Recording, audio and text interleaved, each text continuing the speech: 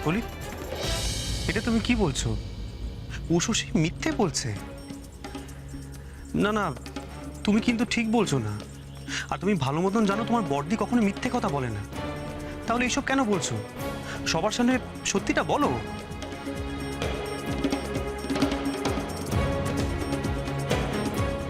Jail থেকে ছাড়া পেয়ে মনে হচ্ছে আমি ছাড়া গরু।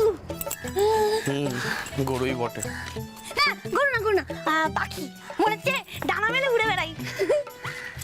গরুটাই ঠিক আছে, বুঝলে? নাহলে কি বলে বাড়ি থেকে নরেশবাবু সব কথা ফাঁস করে দেবে। এই বলবো না কেন বলো তো?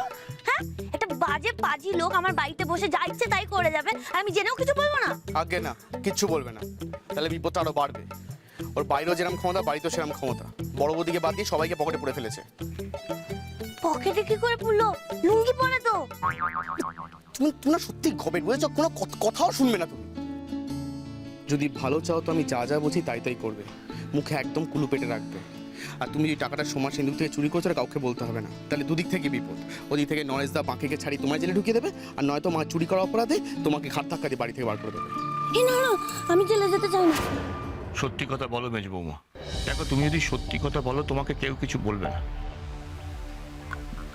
আমি কিছু বলিনি বাবা।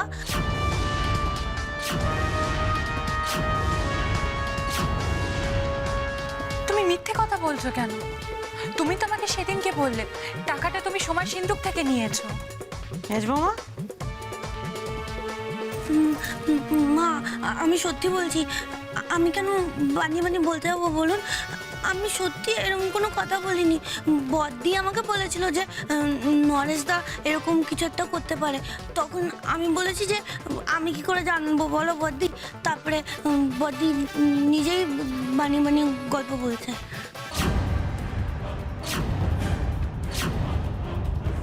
কাকলি, তুমি মিথ্যে বলছো। তুমি শুধু আমাকে নয়, শ্যামলকেও বলেছো যে তুমি নকল টাকাটা সোমার সিন্ধুক থেকে পেয়েছো। আরে শ্যামল, তুই যে কথাখানা বলেছিলি সেটা তো সত্যি। তুই কাল রাতের বেলায় সবার সামনে কথাখানা বলেছিলি। না, আমাদের এখন সব গুলিয়ে যাচ্ছে, কোনটা সত্যি কোনটা। তুই আমাকে বলতো শ্যামল, সত্যি কোনটে?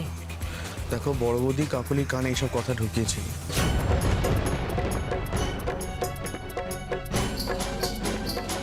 আর তার জন্যই বোধহয় কাকুলি এগুলো বলেছে।